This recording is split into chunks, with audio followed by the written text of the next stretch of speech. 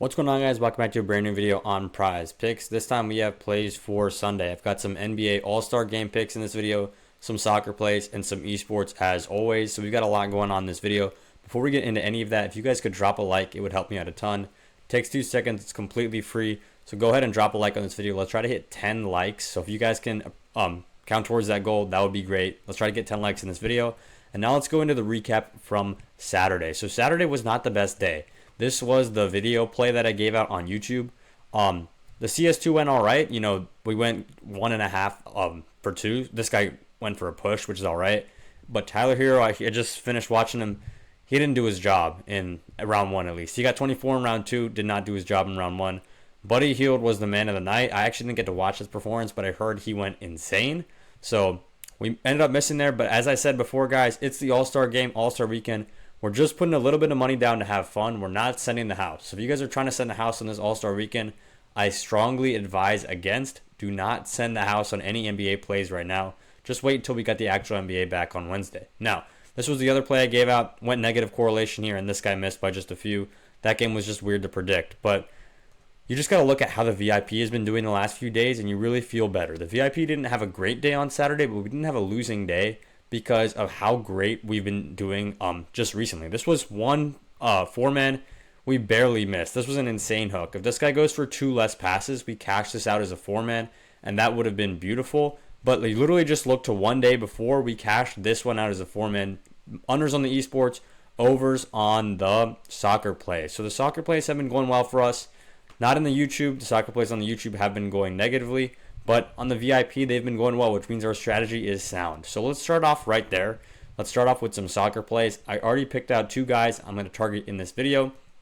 And it's going to be Diogo Dalot and Bruno Fernandes here on the over. So what I want to bring to your attention right now, guys, is how correlated these guys are together. So if you look at Dalot's last 5, he went over, and only went under against Fulham on the 26th of January.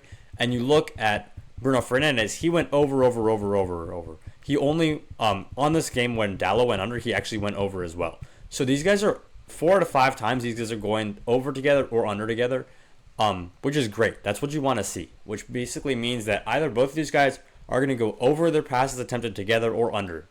What we're saying by that is that Man United's going to have the ball for a good amount of the time. Of course, don't just look at this 5 green bars and click the over because they're playing a significantly harder team than they have been playing in their last 5 games. Tottenham is not an easy team to beat. And if you look at the possession metrics right here, Tottenham's actually 4th in possession, but then just a few percentage points behind them is Man United at 6th. So both of these teams like to hold the ball quite a bit. And I see Tottenham actually jumping out to an early lead right here.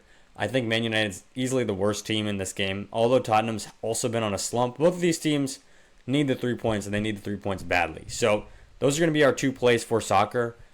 We're trying to say that Man United is going to have the ball for at least a good amount of the game, and that'll send both of these guys on the overs. So we don't want taking the unders here would be good and correlated as well, but in this game I favor the overs in this specific matchup. We're going over to CS2 now, and I'm scrolling down trying to get one of the late games for you guys. It's going to be this. Actually, you know what? I like some CS2 plays, but I already sent out a lot of those. I'm going to go for COD instead. And I picked out a couple of these plays that I like. We're going back to Joe Deceives. This guy has been a channel legend for the last week or so. This guy has been just flying over this line. I think he had 31 tonight. This line was at 24 when I locked it in, maybe 26 at the end at game time. Now it's up to 26.5, but I still like the over. And then we're going to this this Toronto team is going to be playing this CR team right here, and we're going to take Gwyn on the over at 28.5. So what are we saying in this slip? COD is very, very heavily correlated based off of like map size, I would say. If there's a large map, that means that there's going to be a lot of kills. So map 1 is typically a larger map, and we're going for a lot of kills. The map gets decided a little bit late. But you guys, I'm sure some of you guys have played COD before. If it's a large map, there's going to be a lot of kills. If it's a large map, there's not going to be a lot of kills. My brain's so gone right now because the players are going to be farther apart from each other. In a smaller map, there's less distance to move away from each other, which means there's going to be a lot of kills, and that's what we're going for in this game. We're taking the overs on Deceives and on Gwyn, and this is a correlated play because the map is going to be the same for Team A and Team B when they're playing against each other. I hope you guys understand that. right now. And I've got some more plays coming in this video. But before we do that, I want to talk about the winnable real quick. So the winnable is basically where I send out my plays, free plan and VIP picks. So the free plan is right here. You click subscribe, literally put your name and your email, and you are in. What you get to do, what you get access to after that is just screenshots of my bets. So I sent out some screenshots recently.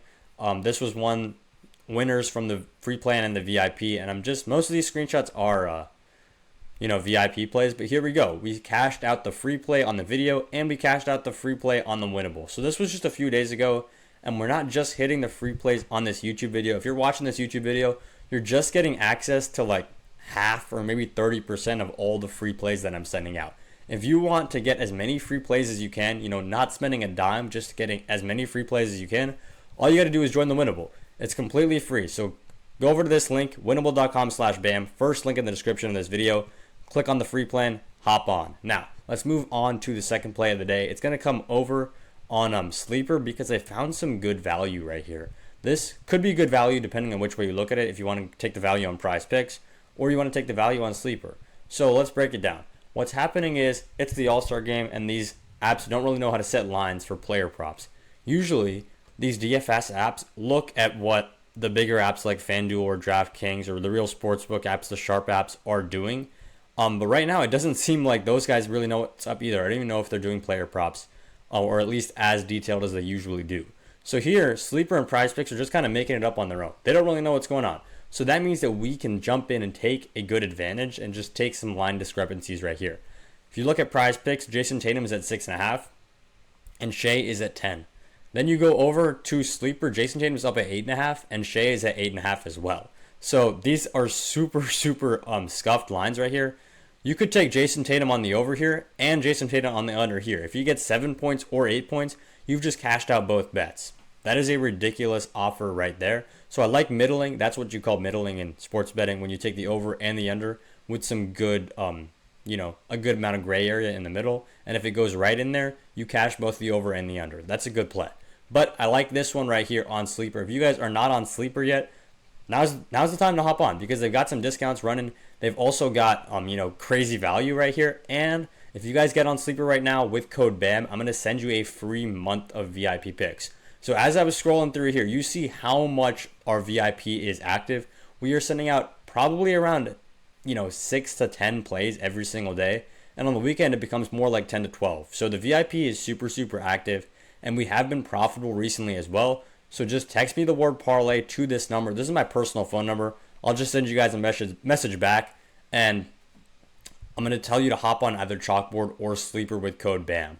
So all you got to do, if you're in any of these purple states, it should be super easy to hop on Sleeper. If you get on Sleeper with code BAM, you can lock in this play. You can get access to a free month of VIP, and that will do numbers for your bankroll in these apps. You guys, PrizePicks is our number one app. So if PrizePicks is your number one app, this is for you. The VIP is made literally for you because all we're about in the VIP is taking money away from PrizePicks and putting it into our bank account. So if that sounds like something you want to get in on, text me the word parlay to this number. We'll get talking. I'll get you a free month of VIP picks. But yeah, that's all I got for the video. Let's cash out on NBA Sunday.